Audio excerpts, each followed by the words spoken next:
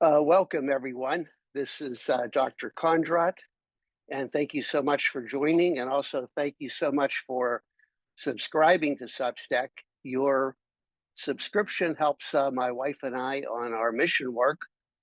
And we have three exciting missions coming up this year. We're heading to Ecuador, working at an orphanage for a lot of kids with crossed eyes and eye problems. We're also going to Brazil, the Amazon River, which is kind of exciting.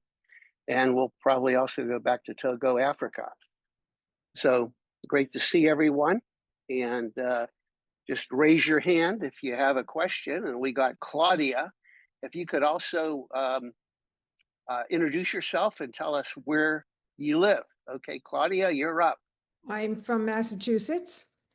Um, and my question is, I had cataract surgery. Unfortunately, it was before I learned about you to say don't do it because it was the worst mistake I ever made. But anyway, I had cataract surgery in my left eye for close-up because I need to be, and so, but it didn't work.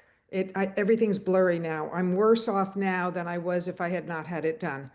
So the doctor is talking about doing the laser on my eye. I had it done a couple of months ago. And what can you tell me about having that laser surgery? Well, number one, cataract surgery is probably one of the most successful operations that eye surgeons perform. And I think that you have to really have a visual loss or you have to have an indication for cataract surgery. So many times doctors will force you into surgery. And I hear this time and time again from patients. I went to my eye doctor and I wasn't having trouble with my vision, but he told me I had a Exactly. cataract and let's get it removed and you'll get better Exactly. vision. And you're looking for problems. I mean, God gave us a natural lens. Let's keep it as long as we can. Yeah. Every time I go to the eye doctor, they tell me, "Oh, you got cataracts, Dr. Kondrot. Why don't you get them removed? You'll see better." So I guess the mistake that was made, and I wouldn't say a mistake, we try to put in the best lens for you, and probably they put in the wrong calculation, and you're not happy with your vision. So the laser surgery is a method to correct that error. And I'm assuming that this is probably a procedure called LASIK, where they laser the front part of your cornea to change the refraction. But I would say to you, does glasses help you? Why not just stick with glasses? Because the reason I had the close up is because I have to read myself to sleep laying down, and I also get up in the middle of the night for a couple hours and have to go back to sleep. And the way I do it is to lay there with on my pillow and read to just fall asleep. I've been doing it for 40 years. That's just what I do. So I said to him, I need to be able to, because my husband had it and he can't see up close without glasses on. And I said, I can't have glasses on and fall asleep. So he put this in instead. And so I need to Well, be, I would advise you against another surgical procedure. Two wrongs don't make a right. And what happens if you have a complication with the second operation? I think you got to just change your lifestyle and maybe first of all, I think it's really unhealthy to uh, lay in bed and read while you're ready to go to sleep. You should be sitting upright, using both eyes, getting good posture. But that's up to you. But my yeah. advice is I would not undergo another surgical operation when you had problems with the first one. I think you're looking for more trouble. But here's what I want you to do. I don't fully understand your problem, and I may be giving you the wrong advice. Send me your records so I can take a look at them. And if all of you that are listening, I'm happy to review your eye records if you have a question. There's no charge for this. Go to free consult, all one word, freeconsult.us. And you'll get a scheduler. You schedule a time to speak with my assistant, send your records in, and I'll personally review them. I won't be able to talk to you about your records, but I'll put my notes and Chris will call you back and tell you what my advice is. How does that sound? Okay, thank you. I just want to ask if when the laser, aren't they making holes in it or something with the laser surgery? If it's called LASIK, they don't really make holes. They just remove a thin layer to change your refraction. And that's another common procedure that works very well. But then again, if you can avoid surgery, avoid it. I Okay, think you're looking for more trouble, to be honest with you. okay. Thank you. All right. Thank you for being part of Substack. And we're moving on to Germany. Karen, guten Abend. Guten Nachmittag. It's Oh, after Germany. Nachmittag. Okay. Nachmittag, yeah. Hi, Dr. Kondrot. I don't, maybe it's a little bit complex, and I hope I pronounce it correctly. Presbyopia, like when you have problems seeing close by when you get older. Yep, Has you're right. It's called presbyopia. presbyopia, yeah. And we don't like to use the word older. We like to use the word maturing. When you Okay. become mature. Uh, And there are ciliary muscles in your eyes. Are those muscles the reason, or is it for that No, presbyopia? you're getting very complicated, and you're just like all the Germans, very Yes. technical. All right. But you do have little muscles called the ciliary muscles. You're right. And when you're young, the lens is very pliable. It's like maybe what is it, dough putty? It can change shape. Mm-hmm. So when you're young, you can focus up close and you can focus at distance, no problem. But as we get older, the lens becomes harder. Mm-hmm. And that's partly turning into a cataract. It becomes harder. And also the ciliary muscles become weaker. Oh, So okay. those are two factors that lead to the development of presbyopia. And those muscle or those eye exercises, like what's his name? Dr. William Bates. Yeah. Would they help to strengthen your? Definitely, eye Okay. exercises do help. Do help. For the And ciliary I always recommend for patients, number one, you want to have good light when you read. And muscles. Claudia, you shouldn't be reading in your bed with the dim light. That causes eye strain. But the brighter the light, here's what happens when you have really bright light when you're reading. Your pupil gets smaller, and that improves your focal distance or focus. Mm-hmm.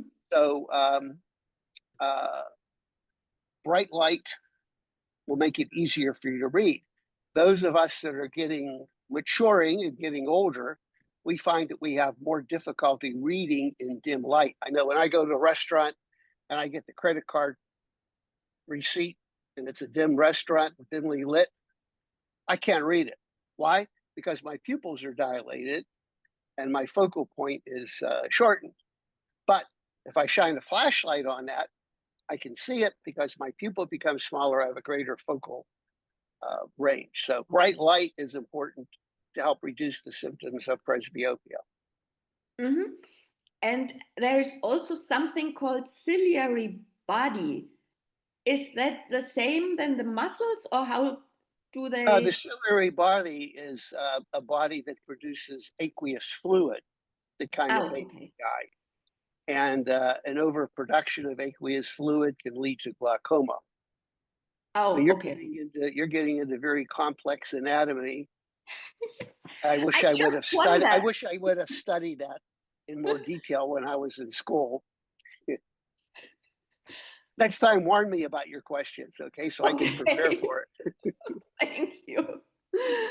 Somebody's going to chat GPT my answers and say, Dr. Kondrot, you weren't quite right. All right. Thank you. Thanks for being a member of Substack. Michelle, how are you doing? Good morning. I am doing fabulous. How are you? Real good. Thank you for being part of Substack. You're welcome. And I am from South Bend, Indiana. And I have a question about and I don't know if I'm pronouncing this right, keratoconus or something like That's that. a mouthful. Keratoconus. Keratoconus. Okay. My grandson, who will be 32 in September, has been diagnosed with that, and his job is computer security. So he works for a big company, and their clients they do computer security for a lot of big companies, and he's constantly on the computer. Do you have any suggestions? Well, keratoconus is a condition where the front part of the eye, normally it's shaped nice and smooth like a top of a ball, becomes more shaped like a cone. There's some theories about that. Some people feel that it's related to allergies and Oh, rubbing your eyes. So okay. if he has allergies and he has a tendency to rub his eyes, tell him to stop. Okay. Now, Okay. usually with keratoconus, glasses will help, or contact lenses. In a rare situation, sometimes surgery is needed or something is done to strengthen the cornea. There's a photodynamic therapy that's done where they use light to strengthen the cornea. Okay. So he should, be under the care of an ophthalmologist. Yes, he is. And, I would definitely reduce his allergic problems. If he has Okay. allergies, don't rub his eyes, and also do things to maintain his health. Okay. Also, I'm a big fan of homeopathy. And in the Okay. homeopathic literature, doctors have prescribed certain homeopathic remedies Okay. to help prevent the progression of keratoconus. So you may want to investigate Okay. homeopathy. And I would be glad to consult with them from the homeopathic perspective. Okay. In homeopathy, we try to find a certain homeopathic remedy to help his overall health, and at Okay. the same time help prevent the progression of the keratoconus. Okay. Unfortunately, the rest of my family is not as readily to accept natural healing like I am. Well, maybe And they laugh at me. give me a copy of my best-selling book, 10 Essentials. Yes, You can download the PDF and send it to them and say, yeah, I will do that. investigate these things. Right. And I also told him about palming and showed him how to do that. And I think he was open to it. So slowly he will be more open to it than the rest of my family. Yeah, well, you can only do so much. Right. Thank you so much for your information. Oh, thank you. And thank you for being part of the Substack family. Okay, let's move on to Kurt. Kurt, how are you? I'm doing good. I'm from Maine. And can you hear me all right? Yep, I hear you fine. My question is, I'm 70, my wife's 66, and we're both got early stages of cataracts. So say a 3 out of 10 scale. And I've heard that DMSO, diluted DMSO, can help with that. Is that true? Not really. Dr. Robert Rowan, a good friend of mine, concocted a formula with DMSO, ascorbic acid, and glutathione. That was the product. So it's not the DMSO, it's the glutathione and ascorbic acid that helps. It's difficult to get that product because you have to go through a compounding pharmacy, and it's expensive. What I would recommend, I recommend a product called Oclumed. Oclumed? And it's very Oclumed. It's a similar product to the DMSO, ascorbic acid, glutathione, and it's commercially available. You can buy it either through my office or you can buy it online. Just search Oclumed, Oclumed. And I've seen cataracts reverse using the Oclumed. In addition, I think ascorbic acid deficiency, vitamin C deficiency, is related to cataracts. When I do mission work in Africa, I see young people in their 20s and 30s that are blind from cataract. And it's clearly related to, poor nutrition, in particular vitamin C. So all my cataract patients, I recommend they begin taking 3 grams of vitamin C a day. Divided dose, breakfast, lunch, and dinner. There's a product called Emergen-C. It's a powdered vitamin C that is, you can buy it online, and it's easily dissolved in water, and it seems to be well tolerated. So those are suggestions that I would. Well, as far as vitamin C, I'm not sure if that would be an issue because we're mostly raw vegans and we eat a lot of fruit and nuts and seeds and things like that. So I'm sure we get tons of vitamin C unless you need it in more than that. I don't know. Yeah, you probably are not getting 3 grams a day. You may be getting close to 1 gram a day. Okay. But so you may want to take some of that extra vitamin C. Now, right now, the first question I ask you, are you limited with your vision? Are you struggling with your activities? No, it's just like early stages, like I said, and we just want to keep it that way, Yeah, well, everybody over the age of 50 will get early cataracts. That doesn't mean you need surgery. Right. Yeah, I want to avoid surgery at all costs, Well, I think if you continue your good, healthy diet, and you may not even need the Oclumet. I mean, the Oclumet, I usually only recommend that if somebody is beginning to have visual problems. I mean, I can't see as far as at nighttime, especially, it's worse than during the day. When it's bright out, I can see a lot better, Yeah, well, that was when your pupil's smaller, you have a greater focal range. Yeah. So that's why you see better in bright light. Well, try the Oclumet and the vitamin C and keep us posted. Thank you so much for being part of the Substack family. How much vitamin C a day, you say? 3 grams. And is there a certain brand you recommend? I like, it's called Emergency. Emergency? It's a non-GMO product. It's powdered. And that's what I take. All right. Sounds good. Thank you. Okay. Thank you. Okay, we'll move on. Daisy. Good morning, Daisy. Hello. Good morning. I'm sorry, I'm at work, so I had to mute. Good morning. I just had a quick question. And what state are you located, Daisy? I'm in New York. Let me see. Okay, my question was, I'm on the Oclumed, and also I do the drops for dry eyes with the ozone, with the machine you recommend. What I am finding is whenever I use the ozone drops, I get a lot of itch in my eye. Not with the Oclumed, but when I use the ozone drops. Is it that it's too strong, or because I've tried both things? That's the first time I heard that, because usually you may get some itching with the Oclumed, but not the ozone. So it may be too strong, or maybe the saline is too concentrated. Oh, well, I got it from you from the one from Chris. I ordered. That's the saline. But what happens is when the saline is kept at room temperature, the water evaporates, so the saline becomes more concentrated, and that could be a problem.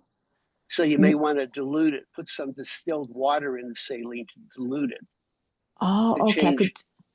To change the osmolarity.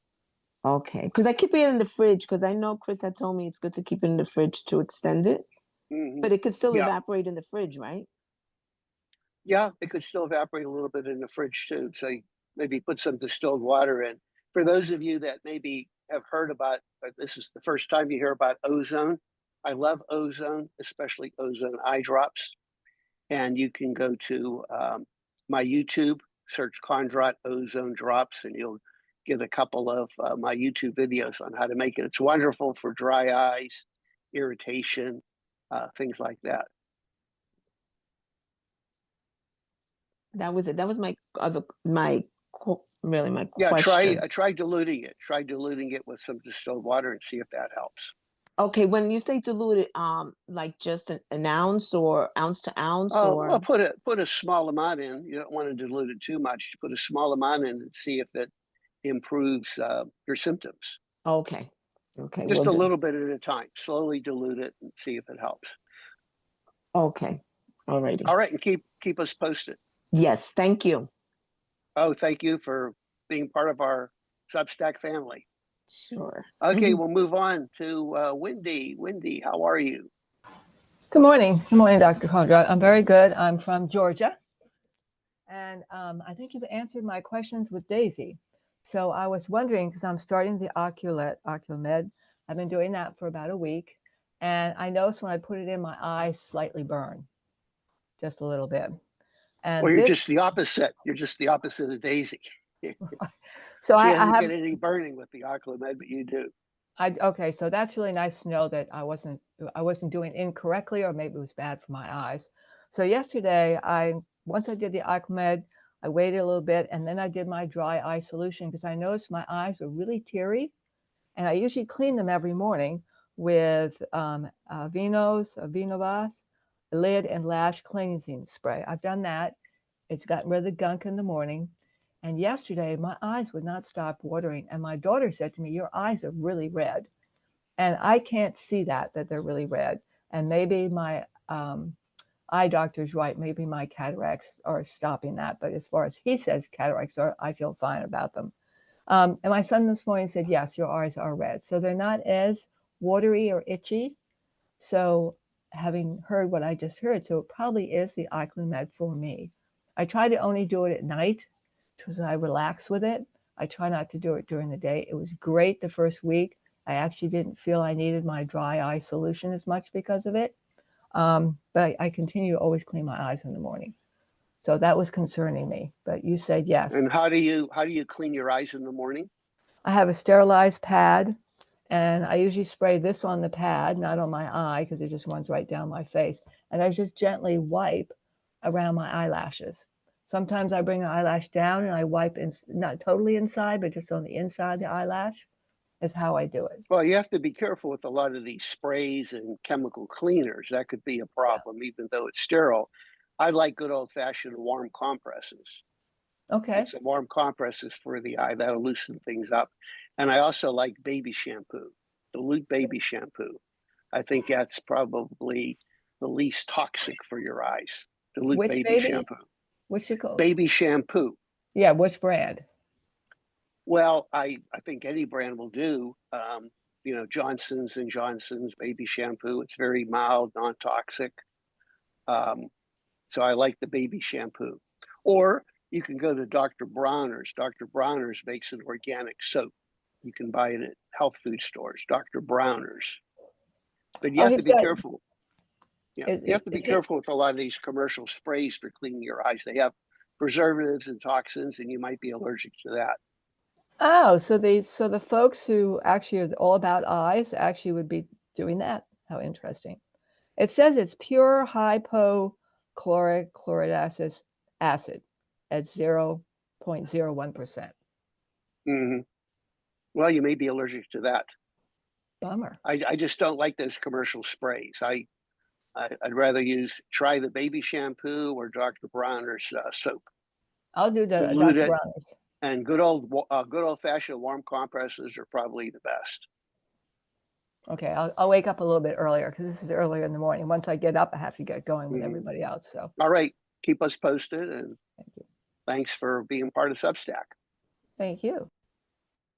Okay, back to Karen. Karen. Yes, hi. I understand that cataract, it's kind of a clumping together of proteins. Is that correct, or? Well, there's various types of cataracts that develop. Okay. It can be clumping together of protein. It can be calcification. It can be hardening. There's probably about 30 different varieties of cataracts. Okay. And, you know, when the eye doctor, at least when I look in, I'm looking at possible causes.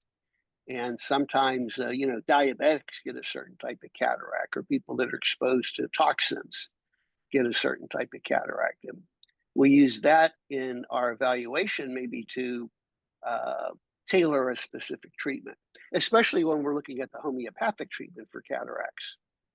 It was interesting in 1885, there was a homeopathic eye surgeon who published a report of 295 cases of cataracts that were treated with homeopathy.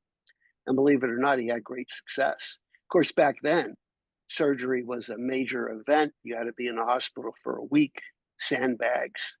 But at least it shows that homeopathy has a success. And I do like the homeopathic approach. So, you know, cataracts are a part of aging. But when you start to get an advanced cataract that's interfering with your vision, it's the cataract is kind of like a warning light on your car. You know, we have to look at why are you developing a cataract? And I really think a lot of it has to do with nutrition. Okay. And my question was if it's kind of a clumping together of proteins, just in case. If you have it in your body and you get blood clots or something is clumping together in your blood, sometimes. I haven't seen that. I haven't seen it. You know, there's not a higher risk of strokes or clumping together of blood in people that have cataracts. Okay. I haven't seen that. There's kind of a treatment. It's called nattokinase, lumbrekinase. Yep. Uh-huh. Would that be helpful to take against cataract? No, not really, because the problem is this, that the cataract, the human lens doesn't have a circulation, a blood circulation. So a lot of times when you take different nutritional subject products, it doesn't go to the lens of the eye. That's why the Oclumed eye drops may be one of the most effective things, because you're putting the eye drop in the eye and some of it is absorbed into the aqueous. When doctors studied the cataract, they found that the aqueous, which is fluid that surrounds the lens of the eye, that the ascorbic acid and glutathione levels decrease in that aqueous fluid. So it makes sense. You want to increase the ascorbic acid or vitamin C and glutathione in your body. Hopefully that'll get in the aqueous that surrounds the lens and reduce the progression of a cataract. But the problem, like I mentioned, there's no blood flow to the lens. Okay. It's surrounded by the aqueous. So it's hard to get different nutritional products directly inside the lens to help reverse it. Okay, thank you. Okay, thank you. And we'll move back to Claudia. Claudia? Hello, Claudia, are you there? We lost Okay. Claudia. No, I'm right here. All right, good. You Okay. disappeared. I just had to unmute myself. I recently had like a pink eye type of thing, not very serious, but you know, in the morning I had stuff on my eyelashes and, you know, I was using just warm cloths and, you know, to get rid of it. But then my eyes have been weeping a lot in the morning when I wake up, whether I'm waking up in the middle of the night or whatever. I spend like the first hour absorbing, tapping my eyes because they're just, I've got stuff that would drip down even down my cheek. It's gotten better now but I'm just, is that connected to, and I don't know that it's pink eye, it's just that's what I know from my kids with little, you know, when your eyes start to clump together, they're like that. Is there any reason, should I be alarmed with this weeping of my eyes, or? Now you're telling me that this problem is worse in the morning? When I wake up, as soon as I wake up. So when I wake up in the middle of the night, I'm dealing with it for an hour after I wake up, because I'm up for like an hour or two in the middle of the night. So, it goes on in the middle of the night and then it goes on in the morning and then it kind of disappears the rest of the day. Well, it sounds like it may be a condition called blepharitis. And, you know, our eyelashes act as a filter to keep dust and dirt from the eyes. Okay. And especially if you have dry eyes, you know, the human tears are bacteriostatic. They prevent bacteria from growing. So if you have bacteria, different matter, dust, pollutants accumulating on your eyelashes, then when you sleep at night, that's the perfect storm to get the bacteria to grow, to get gunk in your eye, to get dryness and crusting and things like that. So usually what I would recommend for patients with those symptoms, before you go to bed, clean your eyelashes with baby shampoo scrubs or Dr. Bronner's scrubs. Scrub your eyelashes and also use some hot compresses. Clean them before you go to bed. And that may prevent the symptoms early in the morning. In some cases, we have to use an antibiotic ointment on the eyelashes. Also, believe it or not, It's not that point yet. yeah, also, you can actually have mites that grow on your eyelashes, Demodex mites, which can cause and it's more common than you think. I People know. have mites growing on their eyelashes, and it's a chronic inflammation all the time. So you got to take care of your eyelashes. And that's one of the reasons why I like the ozone eye drops, because you put the ozone eye drops in, some of it hits your eyelash and it'll kill the bacteria. So and I help. don't have, I mean, my doctor told me I have dry eye, but it doesn't bother me at all. And you said if it doesn't bother you, don't bother. But is that, I mean, I wouldn't have known it. He just said, oh, you've got dry eye in your left eye.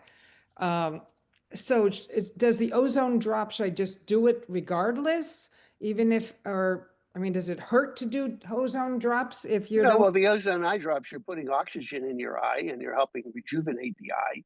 And it may help improve the function of your artificial or of your tears. Okay. So, So I would. So there's nothing negative about doing the ozone drops if I don't I mean, if this clears, do I continue to do the ozone drops? No, it's probably not necessary for you to use the ozone eye drops if it clears. Okay. All right. Okay, thank you. Okay, let's move on. Meryl, I hope that pronounced your name right. Meryl? Meryl, are you there? Yes, that's actually Maryland, but it didn't. Yes. Maryland, okay. And where are you from? Stamford, Connecticut. Okay, well, nice to have you on Substack. Thank you. I am on your program taking your homeopathic remedy. I've wet macular degeneration in both eyes. And last week I had a sleep apnea test done and discovered that during the night my oxygen level dropped to 59%. Wow. Would that have caused the wet macular degeneration? Well, I'm not aware of a link with sleep apnea and wet macular degeneration. There is a link with sleep apnea and glaucoma, but it is a concern that, you know, your oxygen concentration drops that low at night. But I don't think it's related to the wet macular. But in terms of a general health measure, I think that should probably be investigated. I see. And treated. Okay. All right. It certainly wouldn't do my eyes any good at night to have such low oxygen. No, well, you need oxygen. The eyes Mm. have to be well oxygenated, and the problem, the eyes tend to rejuvenate at night when you're sleeping, and if you have low oxygen saturation, it's preventing your eyes from rejuvenating. You're right. Okay, thank you. All right, yeah, but I would definitely talk to your doctor about getting some type of sleeping device to help that. Yeah, I do have one. I'm using it now. Mm-hmm. Yeah. Good. Well, hopefully that'll improve your overall health. You know, you need a good night's sleep. If you don't have a good Yes. night's sleep, your body's not going to regenerate. Yeah, that's true. Thank Okay. you. Thank Good. you. Thank you. Okay, let's move back to Kurt. Hi, I meant to ask you last time I talked to you that as I took a deep dive into learning about cataracts and how to reverse them or prevent them, I remember reading about MSM. Have you heard of that? Yep, I heard of MSM. Is that good or no? Well, I don't think I haven't seen any reversal of cataracts with MSM. There's so many products. You know, there's CAN-C, MSM. You mentioned DMSO. You know, I've tried all of them. I have patients that tried all of them. The product that I like that seems to have a beneficial effect is Oclamed. It seems to help. Okay. But then again, you know, it's you know, investigating your diet, the reason behind it. Even though you're a vegetarian, you may not be getting enough vitamin C. Mm-hmm. Okay, sounds good. All right, that was my question. Thank you. Okay, Karen. Just a quick question. That homeopath you mentioned from long ago, is his name James Compton Burnett? Yep. Because that's He the wrote a book. German translation of his book. Yeah, he wrote a book called The Homeopathic Treatment of Cataracts. Yeah, Burnett. and that's the German translation. Okay. That was my Yeah, question. he has a lot of suggestions for the treatment of the homeopathic treatment of cataracts, and I do think that it can be effective. Okay. But here's the interesting thing: there isn't just one homeopathic remedy to treat cataracts. So it's Yes. not like, oh, you have cataracts. In homeopathy, we treat the person that has cataracts. So I may have 100 people with cataracts, and each one may need a different homeopathic remedy because we're looking at the individuality of each person. Now, there are some remedies that are more commonly used for the treatment of cataracts, and some doctors have formulated different prescriptions using all of them. And that may be effective, but the most effective way is finding out the right homeopathic remedy for you. That's why you need a professional homeopath that looks not only at your nature, your temperament, other health issues that you may have, other nutritional problems, etc.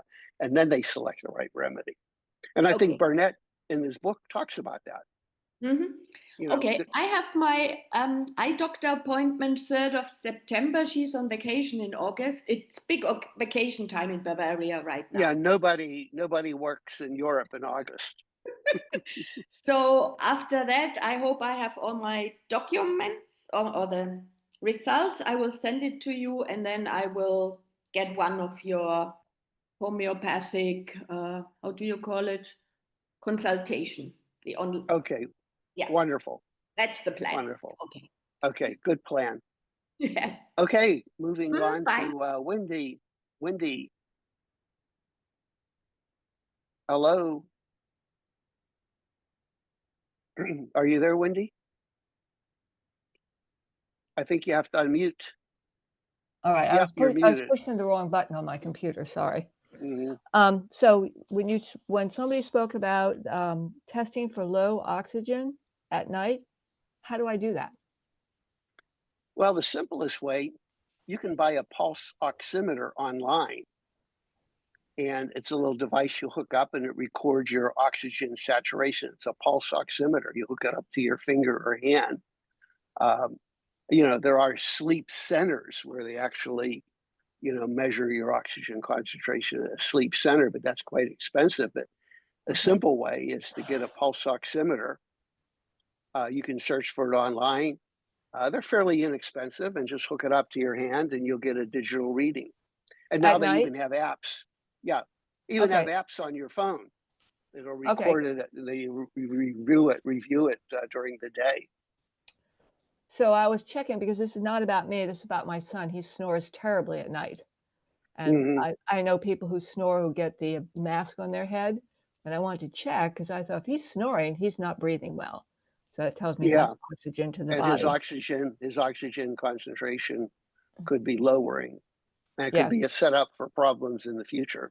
That's what I think. And I thought I need to get him to understand this is what. Well, the first question is he feel refreshed in the morning, or is he groggy? Yeah, so that would mean, you know, some people can snore and they get up in the morning and they're completely refreshed and revitalized. So their oxygen saturation hasn't dropped. But if you're the type of person that snore and you get up in the morning, you're going, oh my God, I can't get moving and I'm so tired. I wish I had more sleep. Then you know it's a problem. Okay. I want him to hear that. We haven't met with a doctor yet for him. He just came from Atlanta down to my place in Savannah, and I want to get him going. Eyes is part of what I want to do, but first I want to focus on me. So my doctor said recently he always wants to do cataract surgery with me. That's his thing. And I said no, and I tried to explain to him I didn't think changing the lens would make a difference between 20 and 60 in one eye and 20 and 25 in the other. I didn't really think the lens was going to change that. He didn't make a comment. He also said this time he's seen small signs of dry macular degeneration. And he gave me a chart to look at, and it didn't look any different to me than just squares to squares. But it's like, okay, I'm done.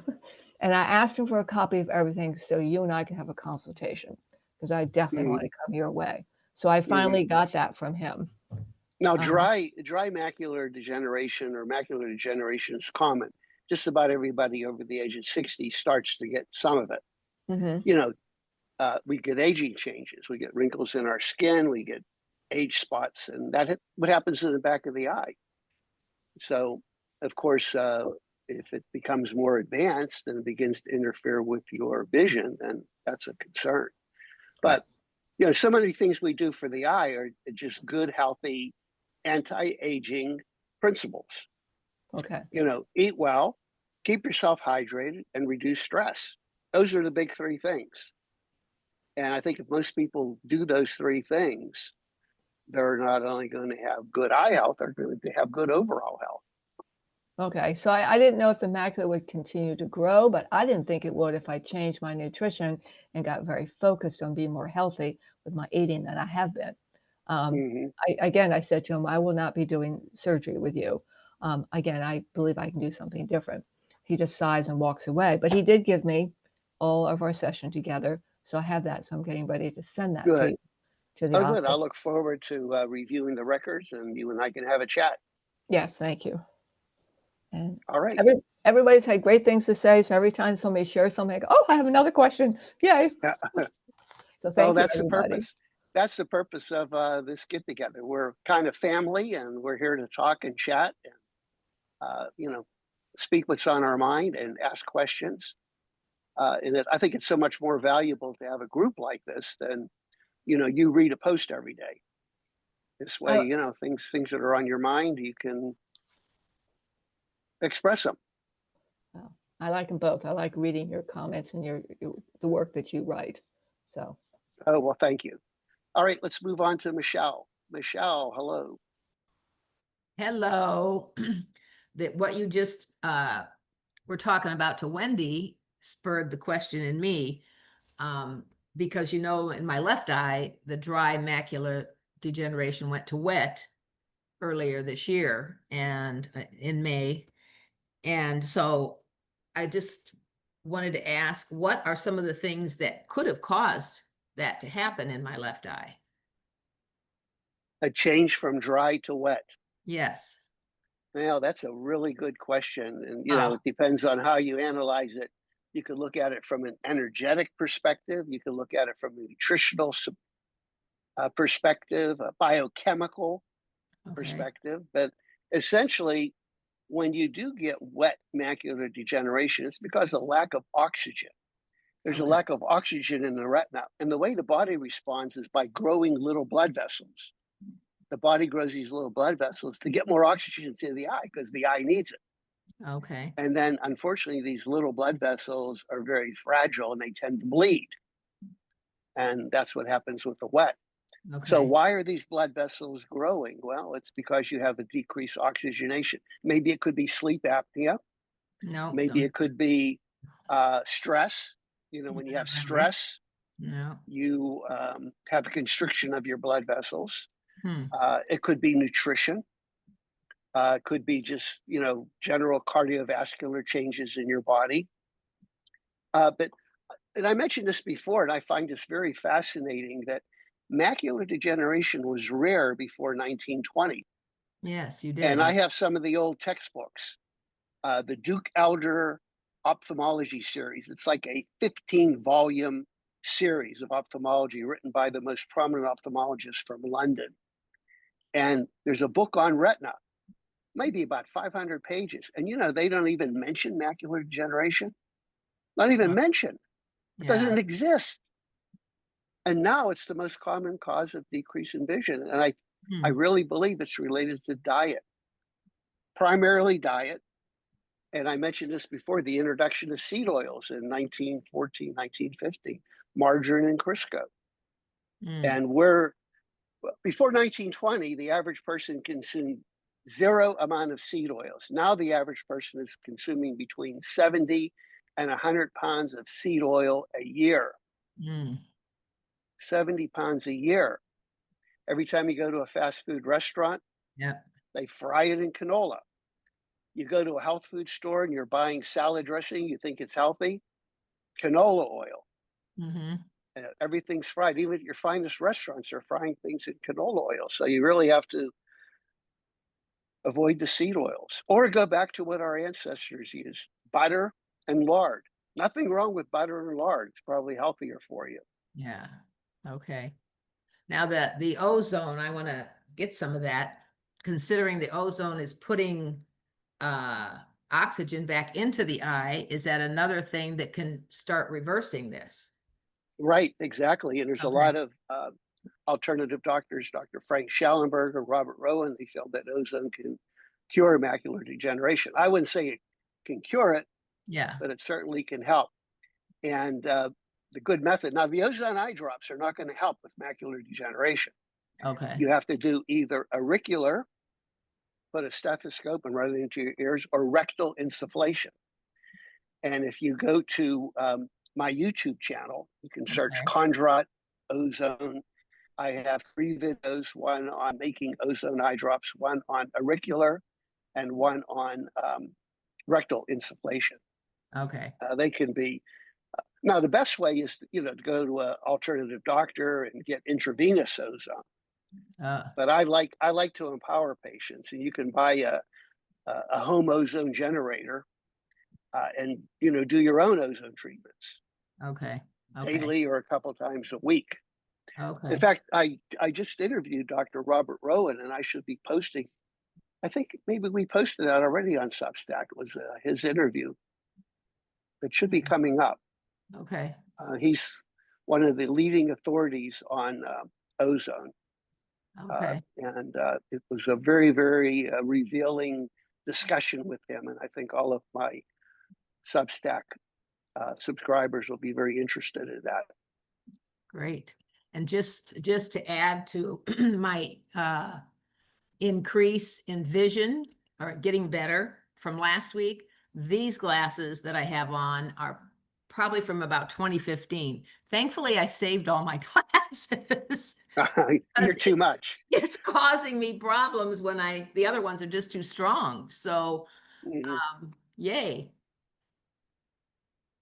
All right, that's a good sign. You're getting healthier. Yes. You're turning the clock back. Yes, there you go. Thank you. All right, great. Okay, let's move on to Daisy. I have another question. I went back to the ophthalmologist. My regular ophthalmologist wasn't there, but someone else that practices in her office. She took some pictures, which I'm going to send to Chris, and what she said.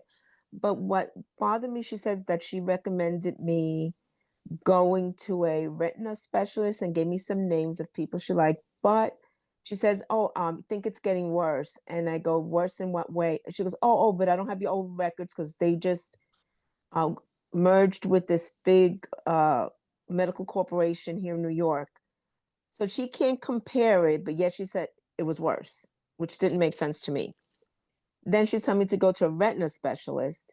So my real feeling is going to somewhere new, to a new ophthalmologist, because now they went from a private practice. They had 3-4 ophthalmologists, but they've been around. I've been with them over 20 years.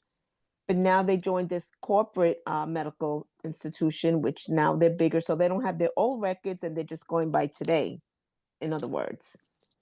And then she gives me a conclusion, which she herself corrected. When I asked in what way is it getting worse, she couldn't answer. She goes, oh, no, I shouldn't say that because I can't see your previous pictures.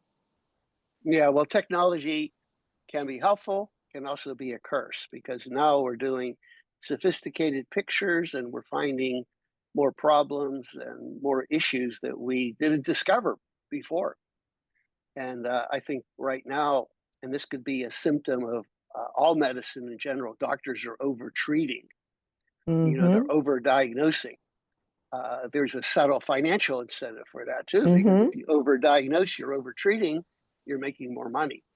Right.